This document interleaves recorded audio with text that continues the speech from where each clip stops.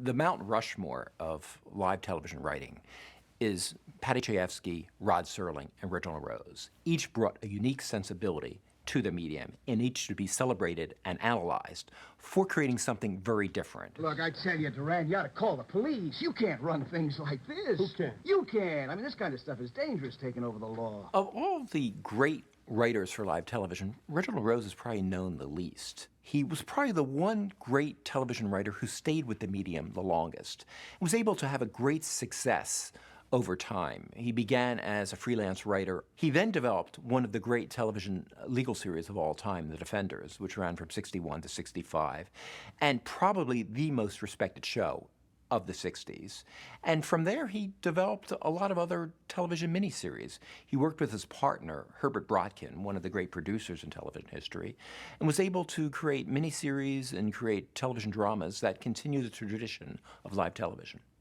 Rose, for the most part, stayed in the background. It's interesting, in 1962, there was a TV Guide column that had a discussion between Rose and Rod Serling. And Rose was comfortable with the direction of television. Serling was the angry man, really hating the advertisers, hating the way they changed the script. Rose was much more philosophical. He really was concerned with the big issues. What is prejudice? What is the justice in America? We should never have gone to this place. I have said it and said it. Why? Because we should stay with our own people. We are with our own people. Do they think so? I don't know what they think. I only know what I know. We are the same as they. How do they say it? 100% American.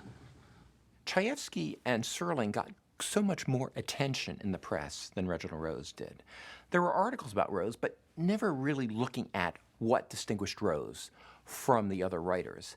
And when you begin to look at Rose's scripts, you can see that he is dealing much more with the tensions and the contradictions of American politics than his two other cohorts are. Rose is really dealing with McCarthyism. Almost every script he writes deals with mob opinion, how the mob can shape opinion and sort of turn everyone against the sole individual. I don't go for mobs and strong-arm stuff. It goes against me. This is my home. What my family does or don't do is none of their business. Alec? Look at me. I'm scared. There's no right to make me scared.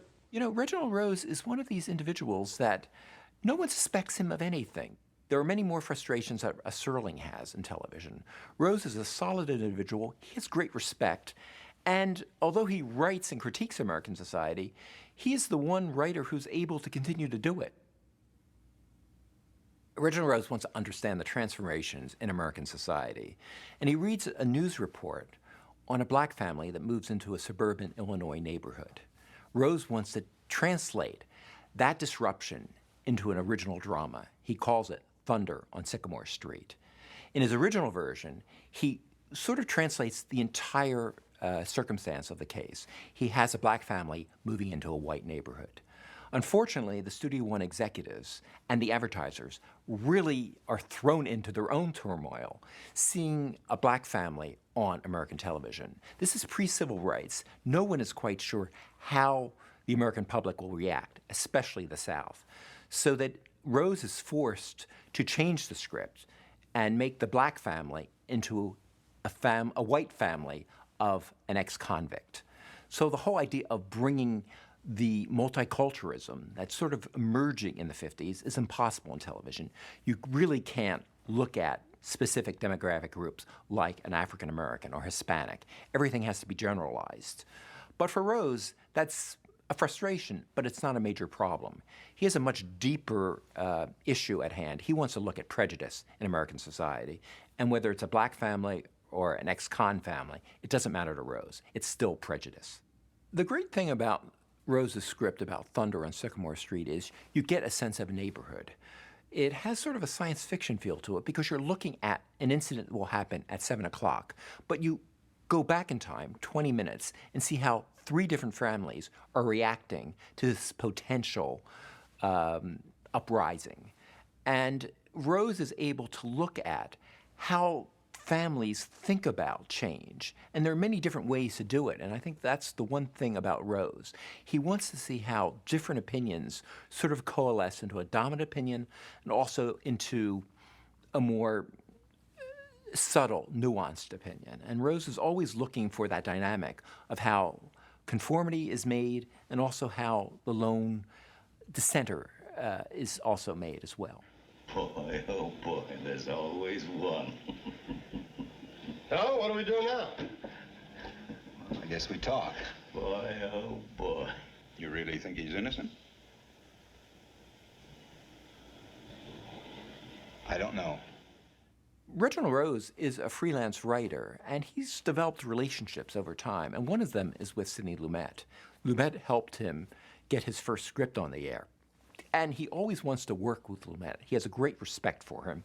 Although Lumet is younger, about 3 years younger than Reginald Rose, Rose recognizes how well he works with actors, and there's a different type of ethos when Sidney Lumet directs a Rose script. And beginning in '56, there are two major works that Sidney Lumet directs based on Reginald Rose's script. There's this relatively obscure anthology series called Elgin Hour, and Rose develops a script called Crime in the Streets that Sidney Lumet directs. It's on ABC, and a network that has much less viewers than the two other networks, NBC and CBS. But it allows them to experiment. And in Crime in the Streets, Rose looks at the developing juvenile delinquency and why are disadvantaged youth really beginning to turn on the populace? What is it about their upbringing that makes them a little different than other youth from previous eras? Reginald Rose wants to know that mindset, and certainly that works very well with Sidney Lumet. Lumet knows the streets of New York as well as anyone, and there's a fine young actor, John Cassavetes, that Lumet is able to really bring out Rose's feelings toward this whole change in the American teenager. You know, there are different ways to approach a Rose script. Franklin Schaffner looks at the group, and you certainly see that in 12 Angry Men. There's not one of the jury that really has emotions that take over the entire drama. You don't have that many close-ups in a Franklin Schaffner television drama. When Sidney Lumet takes over a Rose script, it's very different. He's looking at the heart of the emotion. Which character is conveying the emotional subtext of the script?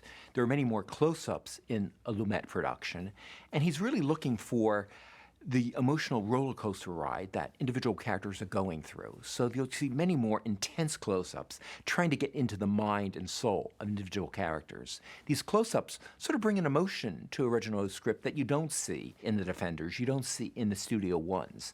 So Lumet has a different approach to a Reginald Rose script. Now, look, is he the boy or ain't he? I don't know. Now, what do you mean you don't know? Now, come on. I don't want to do this anymore. I want to go home. I'm tired. Look, was he the boy, wasn't he? No! Okay. Let's go.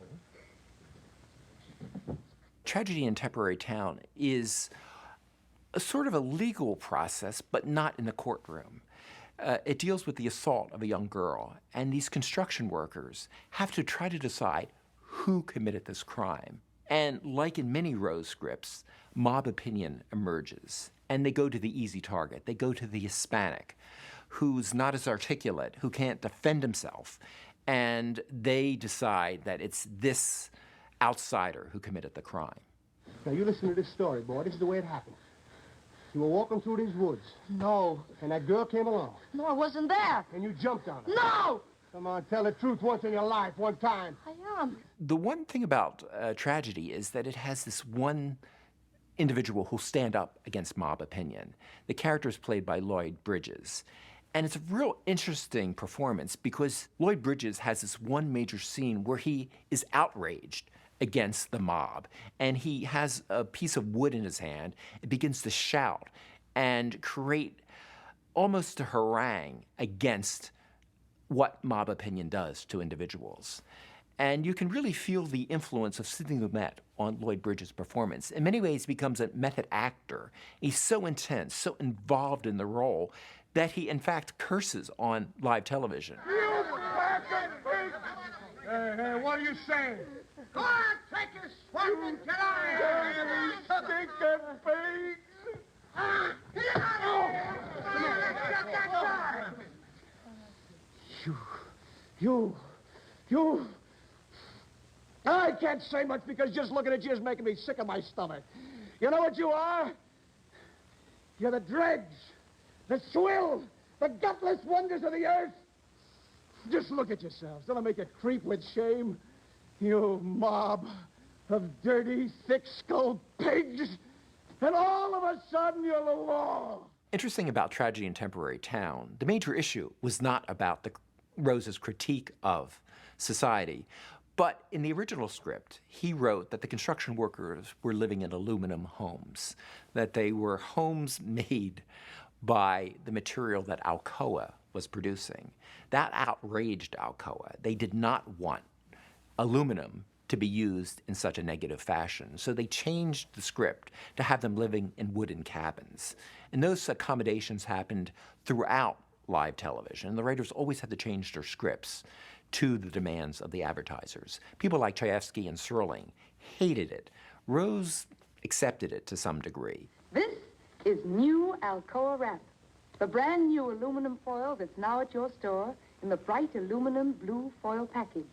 And this is also Alcoa wrap, doing the same things for many well-known companies that it does for you. You know, it's interesting that Reginald Rose was able to sustain his very realistic view of American society into the 60s. Someone like Rod Serling got so frustrated with live television and the sponsors, he created a science fiction series, The Twilight Zone, that could obliquely comment on the contradictions of American society. Rose created a series called The Defenders, and it allowed Rose to continue to look at America realistically, look at many more problems that were sort of haunting American society in the early 60s, and delve into them in much the same way he did in live television. He could look at civil rights, he could look at old age, he could look at many different ways that American society was grappling with issues that were much bigger than individuals. It allowed Rose to look at the legal process. Unlike Perry Mason, it was not a good versus evil. There were many complexities. The Preston law firm did not always win the cases. In fact, they plea bargained a lot of the cases. They were very difficult. They weren't able really to always triumph. Good was never, in a Rose script, good never triumphed over evil. There was always shades of gray that he was exploring. They're waiting.